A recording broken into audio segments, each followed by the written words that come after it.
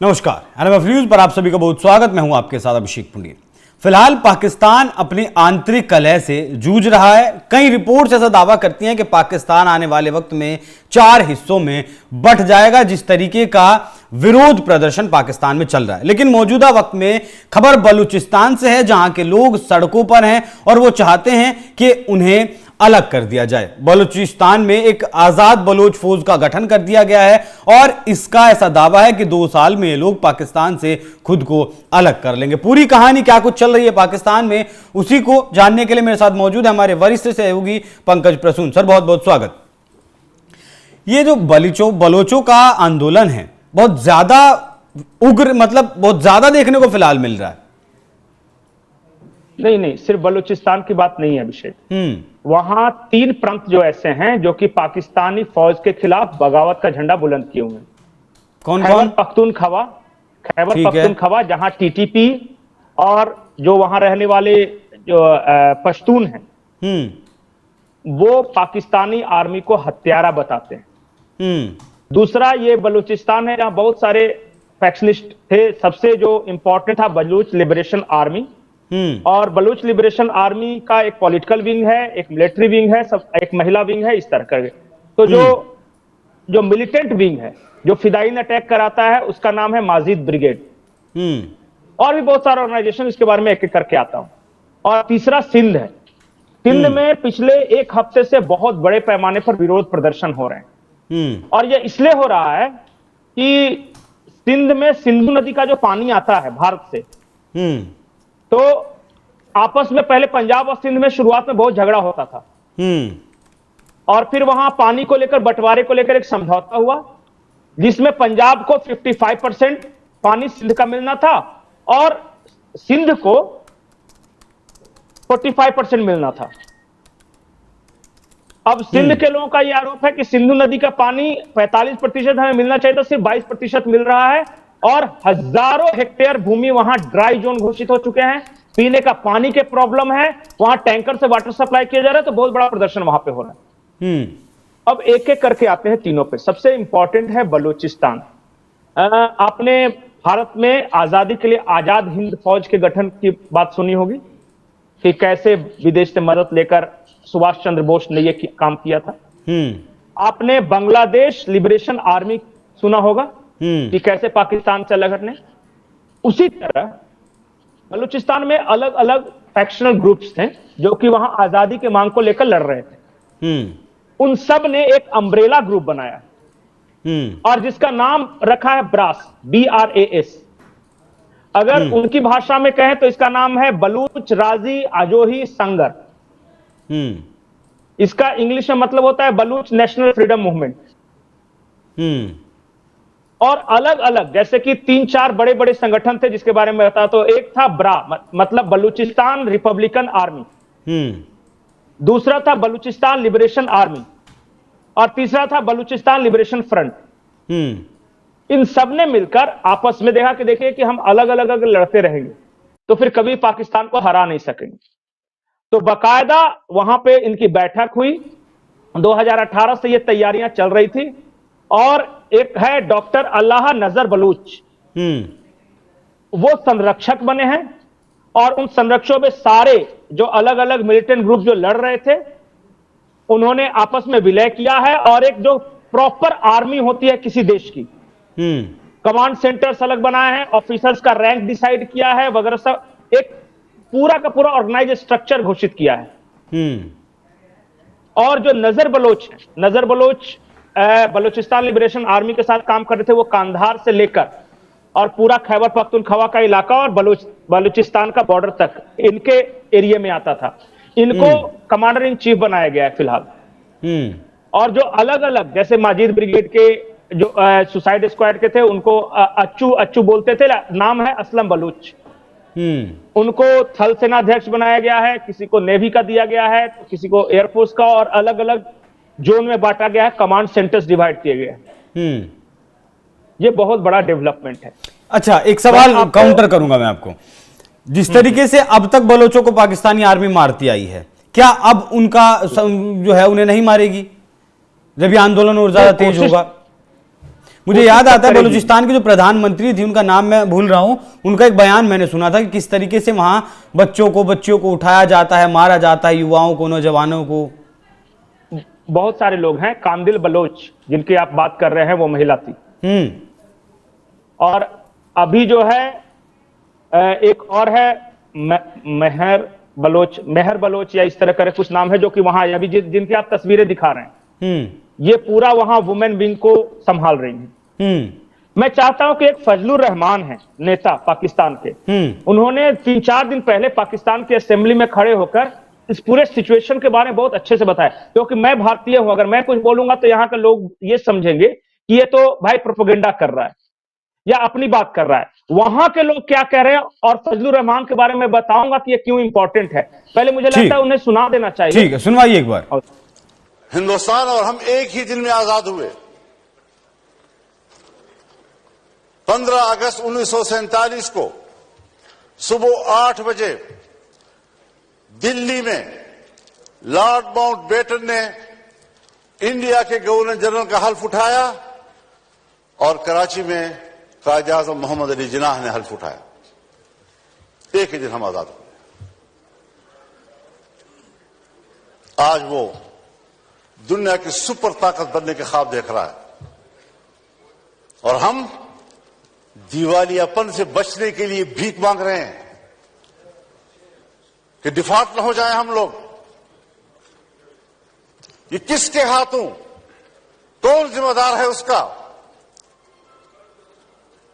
घूमते फिरते फिर आएगी बात, सियासतदान जिम्मेदार है, हुकूमत नाकाम है।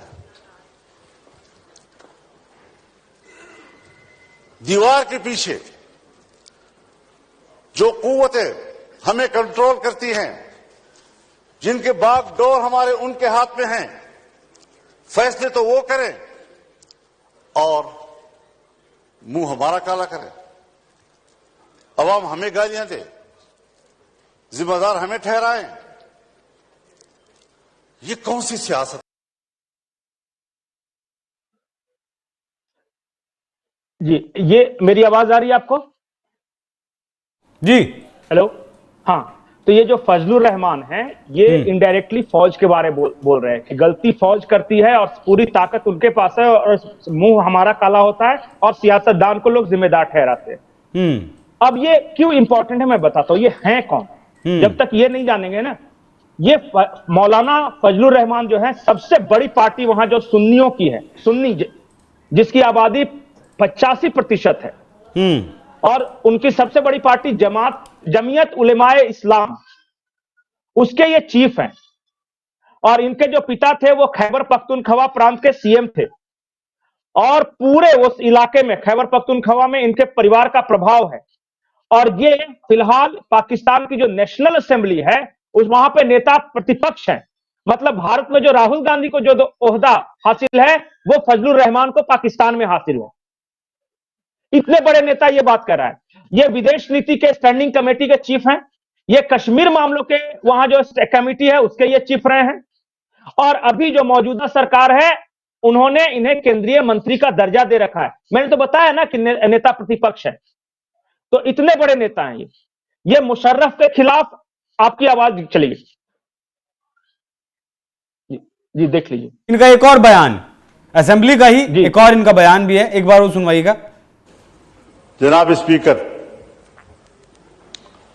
मेरे इलाके में ऐसे ऐसे एरियाज हैं जिसको फौज ने भी खाली कर दिया है, पुलिस तो खाली कर चुकी थी। बता दूं आपको, ऐवान को बताना चाहता हूं, वो इलाके कि जो पुलिस तो खाली कर चुकी थी लेकिन फौज भी खाली कर चुकी है, और जहां पर जंग हो और पुलिस भी ना हो और फौज भी ना हो, तो वो एरिया किसके कब्जे में होगा और वहां किसका रेट होगा? और दिल पे हाथ रखकर मुझे कहना पड़ता है, इंतहाई दर्द दिल के साथ कहना पड़ता है कि इस वक्त बलूचिस्तान के 5 से 7 अजला इस पोजीशन में हैं कि अगर वो आजादी का ऐलान कर दें तो अगले दिन अक़वाम मुत्तहिदा में उनकी दरख्वास्त को कबूल। कहां खड़े हैं हम लोग? मेरी गुफ्तगू को जज्बाती गुफ्तगू न समझा जाए। मैं जज्बाती बातें नहीं किया करता, लेकिन हकायक तक पहुंचने के लिए पार्लियामेंट को भी पहुंचना होगा और हुकूमत को भी पहुंचना होगा। इस वक्त जब हमारा ऐवान यहां बैठा है, सूबा खैबर पख्तूनख्वा के जनूबी अजला, इस वक्त वहां कोई हुकूमत नहीं है, वहां कोई पुलिस नहीं है। कोई हुकूमत नहीं, कोई पुलिस नहीं, तो फिर ये भरोसे किसके हैं लोग? नहीं, वहां तो बताया नहीं इन्होंने कि बलूचिस्तान के 4 से 5 इलाके, जिनका ये नाम नहीं लिए, मैं बताता हूं। वहां इलाका है कच्चा, डीजे इस्माइल डेरा खान, डीजी खान, कोस्ट, सुलेमान, ये सब इलाके हैं। वहां पाकिस्तानी फौज की भी नहीं चलती, कुछ नहीं, बिल्कुल वहां सेपरेटिस्ट जिसको बोल सकते हैं, या फिर जो मिलिटेंट्स बोल रहे हैं उनको आजादी के परवाने बोले, उनका कब्जा है प्योर। ये बलूचिस्तान के इलाके हैं। और खैबर पख्तूनख्वा के जो कल तक की रिपोर्ट थी, 30 चौकियों से वहां फौज छोड़ के भाग चुकी है। जो अफगानिस्तान बॉर्डर के पास जो 30 चौकियां हैं, वहां से भाग चुके हैं वो। और वहां पे टीटीपी का कब्जा है, टीटीपी और उनको सपोर्ट है लोकल्स का, वहां जो पश्तून है। ये कहां तक बढ़ चुके हैं, आप अंदाजा लगा सकते हैं कि साउदर्न पंजाब में एक वीडियो आया है कल परसों, जहां बाइक पे खुलेआम क्लाशनिकोव राइफल लहराते हुए घूम रहे हैं। साउदर्न पंजाब, एकदम मेनलैंड पाकिस्तान जिसकी बात करते हैं, लाहौर से मुश्किल से 50 किलोमीटर दूर तक समझिए कि तालिबानियों का कब्जा हो गया। पाकिस्तान कर क्या रहा है, मतलब समझ नहीं आ रहा है। उधर से तालिबान भगाए हुए है, इधर अपने देश में चल रहा है, मतलब इसका भविष्य क्या है? नहीं, क्या कर रहा है उसके लिए मैं कुछ बोलूं। एक और वीडियो है, उसे मैं यहां दिखा नहीं सकता। वहां के आर्मी चीफ हैं आसिम मुनीर, और इमरान खान की वाइफ का नाम है बुशरा बीबी। एक वीडियो वहां आया है कि आसिम मुनीर बुशरा बीबी से कैसी अश्लील बातें कर रहे हैं कि तुम मेरे लिए ये कर दो तो तुम्हारे पति को रिहा कर दूंगा। पाकिस्तान में यही फॉग चल रहा है। आर्मी चीफ वहां का पूर्व प्रधानमंत्री की पत्नी पे लाइन मार रहा है और गंदी बातें कर रहा है। ये है पाकिस्तान। नहीं, ये इस तरीके की चीजें तो नहीं होनी चाहिए। तो फिर जबरदस्ती इमरान खान को जेल में डाला गया है। अब जो पाकिस्तान है वो, वहां कुछ भी संभव है, कुछ भी हो सकता है। ठीक है, अब इसका कंक्लूजन बता दीजिए। संभव सब कुछ है तो होगा क्या? अब पाकिस्तान टूटेगा, बटेगा, बलूचिस्तान अलग राष्ट्र बनेगा, क्या होगा? अगर यही हालात रहें, अगर कुछ ड्रास्टिक चेंज नहीं है, देखिए पाकिस्तान तभी बचेगा जब इसको बाहर से पैसे मिलेंगे। और बाहर से पैसे या तो चाइना देगा या अमेरिका देगा, और कोई नहीं। क्योंकि सऊदी अरब इन लोगों को भगा दिया कि अब तुम्हारी इज्जत नहीं है वगैरह। यूरोप और भारत में नहीं, कब तक पैसा देगा? वो पैसा लौटाना भी तो है, खुद भी तो कमाना पड़ेगा ना कुछ। नहीं, अपने ये कमाने पे विश्वास नहीं करते। सामने वाला भी तो जब ही देगा जब उसको कुछ लालच होगा, जब उसे पता चलेगा उसका पैसा वापस आएगा, या फिर चीन कब्जा करेगा। नहीं, लालच से ही देता है। जैसे कि अफगानिस्तान में युद्ध के चलते अमेरिका ने पैसे दे दिए कुछ सालों तक। परवेज मुशर्रफ के शासनकाल में खूब बढ़िया पैसे मिले, तो सब कहने लगा कि पाकिस्तान डेवलप हो गया, पैसे बंद, पाकिस्तान फिर से वही। चाइना ने इसलिए पैसे दिए कि पाकिस्तान का दुनिया में कोई महत्व हो या नहीं, भारत को लेकर उसका न्यूसेंस वैल्यू तो एक है। तो तुम जिंदा रहो ताकि तुम अपने लोगों को भारत में मरने के लिए भेजते रहो, हमारे कहने। और फिर वो चाइना को समंदर चाहिए था एसेस, तो वो ग्वादर पोर्ट वगैरह को लेके सीपीसी वगैरह, आप जानते हैं सारा कुछ। वो मतलब कोई भविष्य नहीं है पाकिस्तान का। भविष्य आपने नहीं, पाकिस्तान का भविष्य मैं बता रहा हूं। अगर इसी तरह चलता रहा तो 2-2.5 साल के अंदर खैबर पख्तूनख्वा का एक इलाका अफगानिस्तान में मिल जाएगा, जिसको वो डूरंड लाइन को वो मानते हैं नहीं तालिबान। वो कहते हैं कि जहां तक पश्तून वहां तक अफगानिस्तान। तो वो खैबर पख्तूनख्वा नाम ही इसलिए है क्योंकि वहां पश्तून है। तो वहां अभी आपने देखा होगा कि न्यूक्लियर साइंटिस्ट का अपहरण कर लिया, तो फौजी छोड़ के भाग रहे हैं, तो वो इलाका डिस्टर्ब है, वो चला जाएगा अफगानिस्तान में। बलूच जिस तरह से ये यूनिफाइड कमांड बनी है, ब्रास, कहा यह जा रहा है कि CIA का ये पेट प्रोजेक्ट है। अगर ऐसा रहा, पाकिस्तान के ही रणनीतिक जानकार ये कह रहे हैं, अगर CIA सचमुच बलूचिस्तान को अलग करने में इंटरेस्टेड है, इसलिए क्योंकि वहां मिनरल्स हैं और ट्रम्प की पॉलिसी है drill baby drill. Drill baby drill. तो जहां अगर अलग किया और ड्रिलिंग की इजाजत मिली और वो सेफ्टी तो भाई उन्हीं का आर्मी ही रहेगा, तो 2-2.5 साल के अंदर कुछ ड्रास्टिक परिवर्तन आ सकता है। और बाकी जो पाकिस्तान बच गया, गिलगिट बाल्टिस्तान और पीओके, उसके बारे में नहीं कहूंगा क्योंकि आप भारतीय होकर इस तरह का प्रोपेगेंडा करते हैं। उनके पास ऑप्शन नहीं रहेगा, वो स्वतः ही आ जाएंगे। पाकिस्तान पे अटैक करने की जरूरत नहीं है पीओके लेने के लिए, वो देखते जाइए। और बच गया सिंध और लाहौर, तो वो पानी के लिए ऐसे लड़ रहे हैं एक दूसरे से। आज 22% जितनी जरूरत है सिंध को, सिर्फ उसका 22% पानी मिल रही है। वहां अकाल है, प्यासे मर रहे हैं लोग, गर्मी के पहले का ये हाल।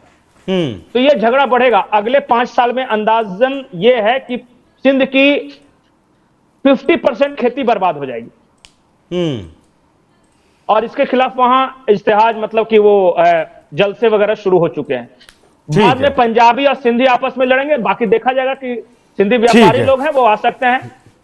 और अगर पाकिस्तानी लोगों का ऐसा मानना है कि ये अमेरिका का पेड प्रोजेक्ट है, तो वो यूक्रेन को नहीं छोड़ रहा है, वहां ड्रिल करने की कोशिश कर रहा है, अपने देश में ड्रिल करने की बात कह दिया, तो फिर वो खैबर पख्तूनवा को कैसे ही छोड़ सकता है? ट्रंप इस पर ज्यादा विश्वास रखते हैं। पंकज जी, बहुत बहुत धन्यवाद। तो जिस तरीके से पाकिस्तान अशांत है, उसे अब अपने बारे में सोचना होगा, अपने लोगों के बारे में सोचना होगा। इस आतंकवाद से आज तक 75-70 सालों में कुछ नहीं मिला है पाकिस्तान को। अगर पाकिस्तान को, अपने देश को एकमुश्त रखना है, तो अब लोगों के बारे में, हितों के बारे में सोचना होगा। बाकी इस पूरी खबर पर क्या कुछ आपकी राय कमेंट कर में जरूर बताइएगा। नमस्कार।